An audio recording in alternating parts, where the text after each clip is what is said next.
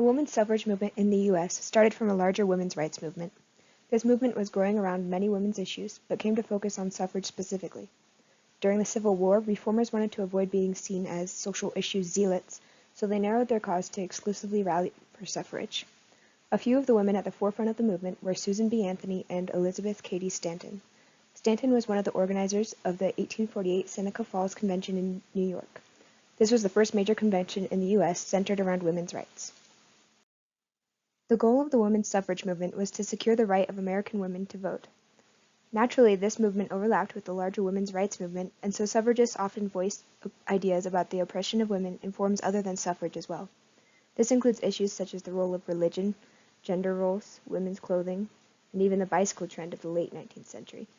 Some suffragists thought that talking about other issues was hurting the cause by making it seem more extreme, but some believed that it was essential to understand the causes behind women's disenfranchisement and oppression. At the Seneca Falls Convention, they compiled the Declaration of Sentiments in a format mimicking the Declaration of Independence. Writing it this way compared the liberation of women to the liberation of the United States, appealing to patriotism. In this declaration, they demanded the right to vote, pointing out that even the most ignorant and degraded men had this right, while women did not. Women were the main demographic representing the women's suffrage movement.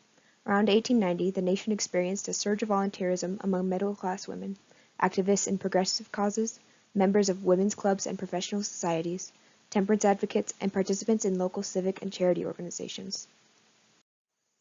Overall, the goal of the women's suffrage movement has been reached. The 19th Amendment guarantees that the right to vote will not be denied based on sex. Today, we can still see similar arguments to those made in opposition to suffrage, such as the fear that women's suffrage would bring about the destruction of the family.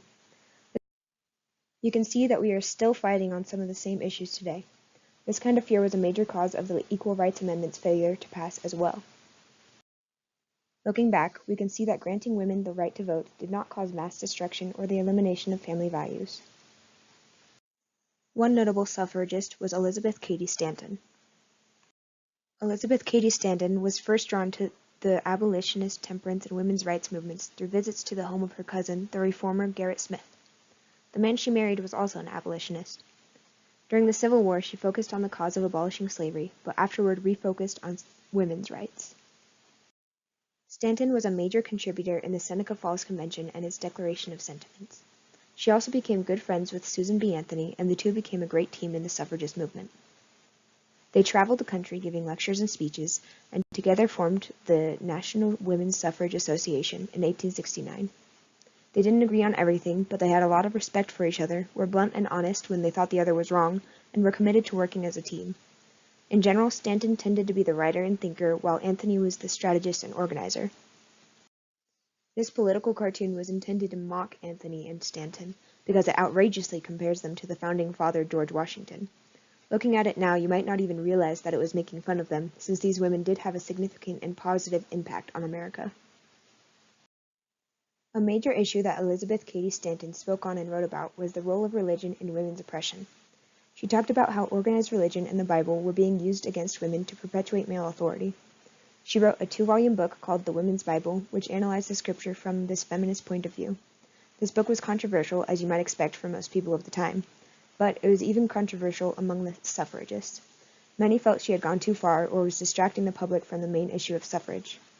Susan B. Anthony agreed that religion had a significant role in the oppression of women, but she opposed the book on strategic grounds. She felt it was a damaging digression from their suffrage work. Anthony also said in a letter that she believed women's enfranchisement would allow them to be emancipated from their superstitions, meaning oppressive religious beliefs, while Stanton believed the opposite order, that is, that women must be emancipated from their oppressive superstitions before they will ever gain the right to vote. Obviously, a major obstacle to Stanton and the suffragists was public opinion and legislation. Changing people's minds is difficult to do, and it's especially hard to change law when you don't yet have a legal right to participate in the government. Stanton died in 1902, so she was not around when the 19th Amendment was passed, but she contributed greatly to the movement and definitely helped the country move towards women's suffrage.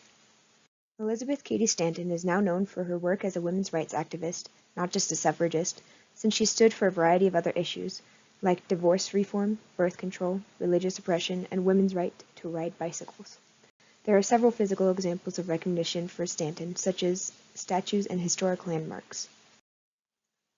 However, Susan B. Anthony is certainly a bigger name. I had heard of Susan B. Anthony since elementary school, but I didn't know who Elizabeth Cady Stanton was until this project. The reason Susan B. Anthony is the more widely known figure of the suffragist movement is likely because of Stanton's work on the Woman's Bible. This alienated her from the suffragist community and made her too controversial to be the one who is remembered and put on the face of a coin. Finally, to relate this to what I've learned in class, these are some of our discussion topics that were related to the women's suffrage movement.